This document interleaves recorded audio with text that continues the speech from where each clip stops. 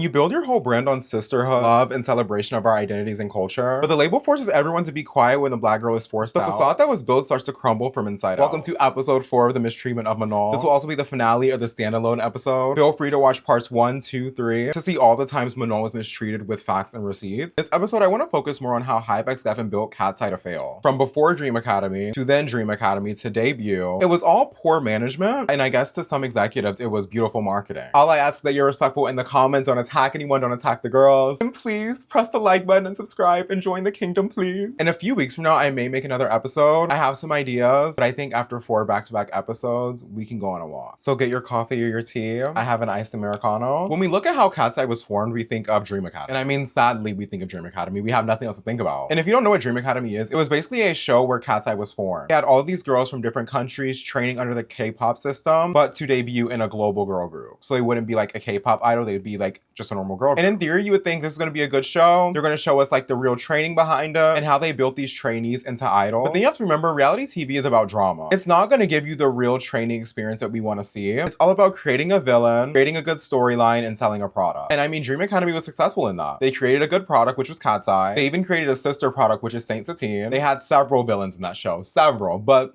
we know who the main villain was because over the last few years after the show, Manon has still been a name that comes around. And I think I'd be doing myself a disservice if I didn't acknowledge they also made the lopsided bun manager a villain in the show as well. Sometimes people of star quality have this arrogance or whatever it is about them, but with K-pop, there's also this required humbleness and kindness and caring about others and your teammates. I have not seen that from Manon. I would absolutely not put her in this group. While I don't agree with anything that she ever said, I do see how the editing made it a lot more harsh. Even though what she said was harsh, I do know that with the editing, they played it up. I still haven't said her name because y'all know I do not mess with that girl. When we watched the show, all the times that Manon was shown on the show, either taking notes or practicing, and then they would cut to the girls talking about her, saying how people only voted for her because she is pretty, and they would say all these bad things about Manon on camera to paint Manon as this person that didn't show up to things and didn't put in the work. Manon, she's getting so much attention. You know, people are upset because she doesn't put a lot of effort and she doesn't show up for her teams a lot. And so people are upset that she is the person who's getting so much attention. It's not based on anything right now. It's just because she's pretty, and that's true. She is pretty. Is Manon here? No, she's not here. Okay. But in reality, this was Manon's first time ever doing something like this. And Hive was like, okay, you can have days off because you've never done this before. Also, when Manon was missing practice and getting days off, these were more practices that were not mandatory. Like Manon was not just skipping weeks of stuff because she did not want to come. She had valid reasons and the stuff wasn't mandatory. Because they were building that narrative on the show, and this was before they even debuted, a lot of the Katseye fans already called Manon lazy. And they had this little thing in the back of their head that she skips everything, she doesn't show up, she doesn't want to be here, she doesn't deserve to be here. And because the girls on the show were saying they're only voting for her because she's pretty, now the fans of this group before they debut are repeating the same things online. So even before Manon was in Katseye, Manon already had haters. I try to stay off Twitter because Twitter gets negative, but it was getting bad on there. Even with the lopsided bun manager calling her arrogant, lazy, selfish, not nice, the fans ran with that and they would all call Manon arrogant and lazy, saying that she couldn't dance, she didn't show up. But when we see all the clips of Manon, she is hitting those A counts, she's hitting those notes, she's hitting her marks. Like 10 toes down, she's always doing so good. But despite all of that, Manon still makes it into the group. I'm obviously skipping details about Hive scouting Manon and all of that, as I covered it during part 1 and 3. So after Dream Academy and they debut, everyone's like, Manon does not deserve it. She's only here because she's pretty. She can't dance. She can't sing. And then they debut with the song, Debut. I feel like I just said debut 20 times. But in the music video and the live performances, Manon is nowhere to be found. Like obviously in the music video, you see her at the beginning. But after that, when they're doing the dances and like all of this stuff, Manon is in the back and there's people covering her. And a lot of the fans are like, what is going on? Did we just debut Manon so that she could be hidden in the back? Like what was the point of Hive scouting her if you just wanted to cover her up? But this also started a lot of conversation early on. Coming off this Netflix show, everyone already thinks Manon is lazy, arrogant because of these lies that were fueled on the show. So then when she's put in the back, there's a big group of fans that are like, oh no, she is lazy. She probably skipped out on practice. That's why she's in the back. It was just fueling this hate behind Katseye. Even the girls besides Manon were also getting hate because they were like, why are you blocking Manon? And to be fair, the choreography for debut was changed. Well, not completely, but it was reworked so that Manon is not covered for the whole 3-minute song. And now since they have their debut dance break, you know, Manon has her part in it and it looks a lot better than it did before. But the damage at that point has already been done to Manon and the fandom. And I truly believe that this is where the foundation of the fandom started to crack. Because right after Dream Academy, there was already this big portion of fans that did not like Manon because they thought she was lazy. And there was a portion of fans that did not like her because they thought she was just pretty and she had no talent. So then when this happens, these two parts of the fandom come together and they're basically just like, Manon doesn't deserve to be shown. And obviously most of the other Katseye fans are like, no one should be hidden in this group, which I agree. Manon shouldn't be hidden, no one should be hidden. Hype has the money to get the best choreographers in the world. Why are they coming up with formations to cover one member? But the fandom is starting to crack at this time, but at least the Katseye girls are still solid as SIGs publicly. Like we had no sign they were fighting, nothing was going on. They always had each other's back and they seemed like sisters, and they were really selling the sisterhood message. And I mean, a little bit after this era, Megan had to go on hiatus due to a back injury, and the girls are allowed to talk about her hiatus. They're allowed to wish for her to come back. They're even making TikToks asking where Megan is. They brought a cardboard cutout. They're just showing love and support for this member. And I feel like as they should be allowed to do that, which is kind of the polar opposite of what's going on with Manon's hiatus right now. But trust me, we'll get there. And then Megan returns from hiatus and Katseye releases their new EP. I'm skipping a few months because a lot of this stuff we covered in the other episodes. But we enter the gnarly era. And obviously during this gnarly era, this is when Manon was posting the most on their TikTok. And I mean, it's the gnarly era. The girls are shining. The choreo is good. Listen, the first 24 hours of gnarly, so many people hated it. But then when that Daniela fan cam went viral,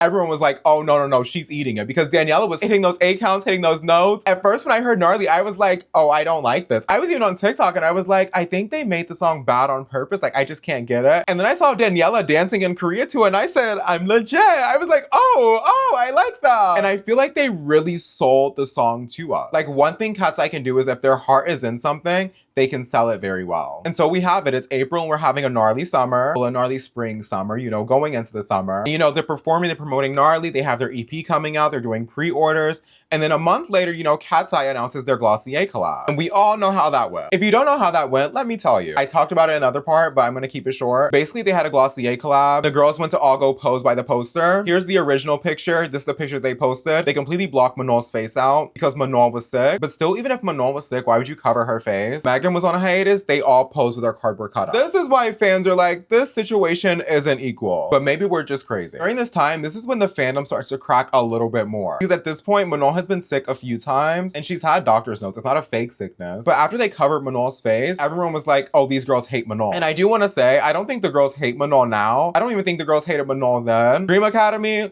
I think they were just irritated with her. I'm gonna be real. They're probably irritated and hating and like just doing catty girl talk. I don't hold it to them. But I think we can all acknowledge that management was very weird with that picture. And I feel like management kind of knew that the fans were gonna talk about it and create buzz around it, which is why they did it. Which I do not agree with. Some of the fans were attacking the Katseye girls saying that, oh, you hate Manon, why would you cover her face? I don't agree with that either. But some of the fans were going at the management and the lopsided bun saying, why are we putting these girls here to cover Manon's face? Why would you even post a picture like this when there's other pictures where she's not covered? I agree with that take. I feel like if there's anyone to be mad at here, it's a lopsided bun in the management that told these girls to pose and block out Manon's face. Because they took other pictures that day where they're not covering Manon's face, but the picture that was used was the one where they covered her face. Like, it just makes everything look a lot more shady when you know that there was an option to not cover Manon's face, but management was like, oh no, let's cover her face and choose this one. I feel like this was a very pivotal point in the Katseye fandom and the branding. Fans started to realize these are not sisters. And obviously I knew they were not sisters, but they sold it so hard that they loved each other and they had a sisterhood that people fell in love with that brand and that image. And we enter the EP era and there's Gnarly, Gabriella, Game Boy. And I love Gabriella. I feel like Gabriella was such a strong song. I feel like it embraced Latinx beautiful culture and I feel like Daniela really shined throughout that era. I love when she dances to that song. I love like watching her performance. I think it's so beautiful. And everything was going well in this era until one day on YouTube, there's a Gabriella performance video uploaded where Manon is not in it. And a lot of the fans were like, oh, Manon skipped. She had to skip. She went to go hang out with friends. She didn't show up. And I'm just gonna say it, this is all from Dream Academy. Because Manon never really skipped things to just go hang out with friends, or she never faked being sick to hang out with friends. It's this show that fans are still pulling back on years and years later. And maybe a few hours after the video's out, staff tells everyone, hey, Manon was sick. I think they said she was injured. And we were like, oh, okay, like she obviously can't dance, something's going on with her ankle. Then a few days later, they upload the behind the scenes video and Manon is on set. Everybody, we're on set for the Gabriella performance video, and you might see that I don't have an outfit on.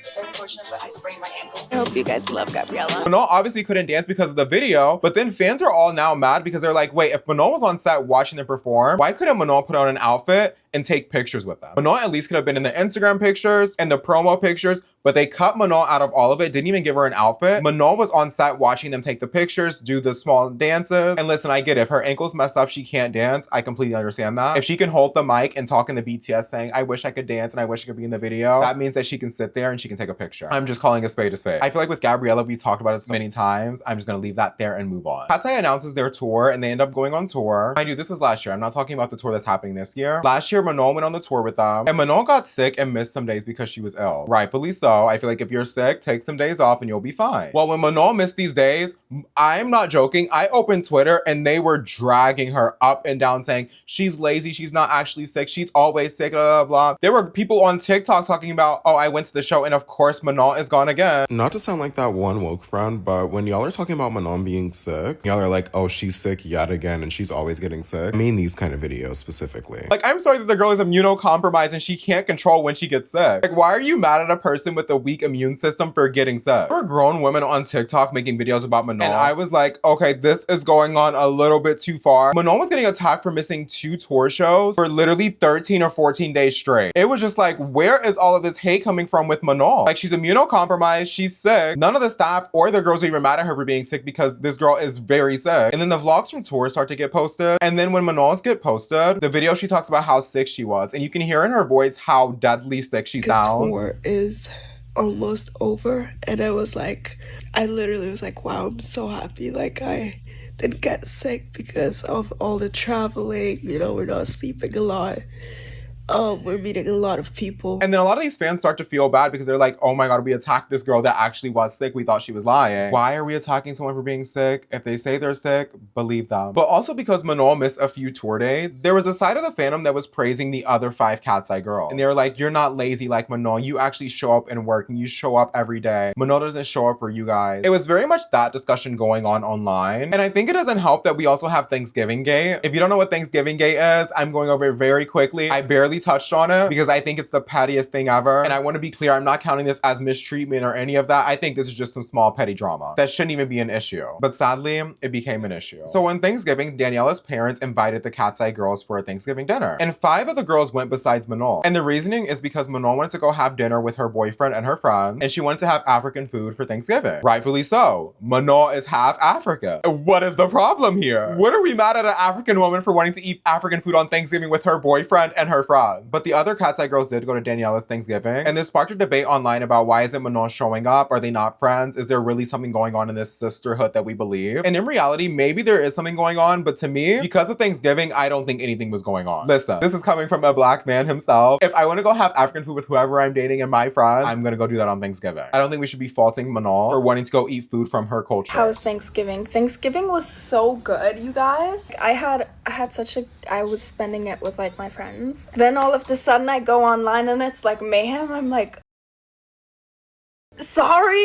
Mind you, Manon's parents are out of the country at this time, so I'm sure she wants to be reminded of home. And what's better for her than having African food and being with her boyfriend and her friend? Like, I feel like that situation wasn't that deep. But Thanksgiving sent the Katseye fandom into a frenzy. They were like, they all hate Manon. Manon's not friends with them anymore. Now, this is where I'm going to speculate. We have no proof. I know there's an influencer, Jazz, talking about how Daniella's dad was upset with Manon for declining the invite and going to hang out with her boyfriend. But just keep that in the back of your head because we will slowly get into Daniella's dad. Daniella is also seen hanging out with this girl that disliked Manon. I'm gonna call this girl in. I don't know if she makes music. I don't know what she's trying to do. In Dream Academy, this girl would talk about Manon not showing up. Hi, Gaffin has decided to eliminate you from the program. It is based on you sharing an original song. And I know that the account was private, so. Missy, I screenshotted it as soon as we finished the meeting. I reviewed the account myself. That is not true. Missy, I have a screenshot. No, you should. But okay. And she was ultimately kicked out of Dream Academy for like leaking songs on her Instagram. And the Lopsided Bun ended up seeing it herself. And around this time when Daniella's seen hanging around N makes a comment on Lara's Instagram. And I'm gonna paraphrase, but I'll put it on the screen. You can pause if you wanna read it. But she says to Lara basically, one day you're gonna have to hold it down for the brown girls and the black girls. Which I'm like, what do you mean by that? Like, I get it, you don't like Manon, but to invalidate Manon's blackness is just insane. Manon is a black woman, whether she's half, whether she's 25, whether she's 1%, I don't care. Manon is a black woman. And to tell someone that's not black that they're gonna have to hold it down down for black girls and invalidate Manol's blackness is just so disrespectful on so many levels. Now, I understand if you're not black, you may not understand the weight of that conversation, the weight of that problem. But what you can understand is how that could be hurtful to a black person. And after this hangout and this comment happens, Manon starts archiving posts of Danny and her off her page. Now, she didn't delete all of them, but she archived a lot of them. And this is when the fandom slowly started to realize things may not be as good as we thought they were. Because it's not like Daniela or N posted that they were hanging out. Fans actually saw them hanging out, and that's how it got leaked online, because they were random fan pictures of them outside. And that's also how Manon found out, because fans took pictures of it. And then after that, we never really see Manon and Danny get close again. Like, there's always some distance between them. Even in interviews, there's always distance between them. I think we just take a step back and realize that this whole brand that was built on sisterhood and celebrating everyone's identity, when you have one of the girls hanging out with someone that's invalidating another person's culture and identity, I mean, that completely goes against the Katseye brand. Why would you even want to be seen in public with someone that's invalidating someone else's blackness? It's just not a good look for Katseye. It's not a good look for a personal relationship, for a business relationship. It's not a good look at all. And so we skip down to when Manon has announced that she's going to go on hiatus. The Katseye girls are radio silent. I mean radio silent, like not saying a word. And we know how that went. This statement went up and then Manon went on Weaver and said, hey, I'm happy, healthy, and fine. Sometimes things don't work out in your favor. We come to the conclusion that Manon thought it was only going to be for 2 months. What did happen is once Manon got announced to be put on hiatus, Danny's dad decides to go on a rant talking about Manon, saying that Katseye is good as 5, come back when you're ready to work. He even talks about Lalisa Manobal from Blackpink and is comparing her hips to Danny's, which I just feel like is weird. And at this point, this is really sending a lot of the fans to go and attack Danny. Not only Katseye fans at this point, but also Blackpink fans. I don't think Daniela's dad realized how big the fandom was until his daughter started to get a bunch of hate, because the Blinks were going in and they were comparing her dancing to Lisa. And Lisa is arguably one of the best dancers, if not the best dancer that we've had in the K-pop industry in the last 10 years. But then while Danny is getting attacked, while all this is happening, Manon unfollows the lopsided bun on Instagram. And fans are like, wait a minute, something actually had to go down. Because why would you randomly get put on this hiatus and then randomly unfollow the manager that we thought you made up with? This is the same manager that called her arrogant, lazy, not nice, and apparently they worked out their issues and have been fine these previous years. But now Manon's put on a hiatus and Manon unfollows her. Clearly something is going on. That's why I just don't believe there's just a one-part issue here. I genuinely believe that the issue is between Manon, that lopsided bun, probably a few other staff members, and one of the Katseye girls has to be involved in this. I genuinely believe if Manon and Daniela were fine, the pictures would still be up on Instagram. Daniela's dad probably would not have talked about her. Daniela probably wouldn't have gone hang out with N, who was invalidating Manon's blackness. And now at this point, all the Katseye girls are still radio silent, which everyone assumes. Hiatus Stefan said you can't talk about Manon. We have no proof on that, but I mean, honestly, it's probably safe to assume because they are not mentioning Manon at all. Sophia mentioned her once on stage screaming, make some noise for Manon, and then someone said say hi to Manon to Megan and she just made a weird face. So it seems like they're not supposed to be mentioning Manon. I'm gonna give them the benefit of the doubt, but just because I give them that, a lot of the fans are not giving them that. A lot of the fans are being like, during Megan's hiatus, everyone was talking about wanting Megan back and waiting for her return and staying with cardboard cutouts, and they were openly discussing her. But when Manon was put on this involuntary hiatus, these girls are not saying her name at all. They're acting like Manon never existed. Which is why people feel like the girls can talk for Megan and wait for Megan's return, but when the one black girl gets put on a hiatus, they can't say anything. And I'm gonna be real, that's not real sisterhood. The brand that Katseye is trying to sell so hard is crumbling. And I'm not saying they're not successful, they're gonna always be successful. They're a good group, they're talented, but I'm saying that that brand of sisterhood is slowly gonna be let go. They drop Pinky Up and then they have Animal coming out, they have their new EP coming out. And Sophia makes a few statements on behalf of the group, and she says that the door is always open and we're sending her love. How Manon is, how you are, how it all is. You know, Manon has been on hiatus and we love her so much, and we know that she's doing well. You know, she got to talk to the fans about it, and we're just really excited, and we're really just rooting for all of us. Yeah. At the end of the day, we just all want each other to win and to be good and to feel good and to be happy and just, you know, just keep showing up. Yeah, I think we want to keep being there. We also want to say, like, she's our sister forever. Oh, you know what I mean? Like, we love her so much, and like we built this together, so we just want to give her all the space. And she said that it's nothing about race, which we've already been over a million times. I think Hiatus Stefan is actually using her to speak, so I'm not going to get too much on her, but I do just want to say I don't think it was her place to talk about the race thing, because Manon's treatment in a group as a black woman, I think Manon should speak about that. Now, I do want to say Sophia does have every right to speak on the race part when she's saying we were not being racist to Manon. That 100% I get. But the quote has been interpreted in so many different ways, and I'm like, girl, well, either one, if she meant it in this way, cool, I get it. If she meant it in this way, I don't agree with that. Whichever way she meant it in, you know, then that's the way that I go. But even with Sophia saying that, the fans still don't believe it. Because why is Sophia the only one allowed to talk about Manon? Laura talked about Manon very quickly also in the Apple One interview or the Apple Radio interview, but no one else really said anything. And at this point, Manon has been on hiatus for a long time. And a few of you guys pointed out to me that the girls seem a little bit more standoffish now and less close to each other than before. Like when they're doing stuff, it always seems like they have these weird gaps in between them now. But I do think when they take pictures now, it's just not hitting the same as when Manon was in the picture. But when she was in the group, they all looked so cool and so beautiful together. And don't get me wrong, they all look beautiful now,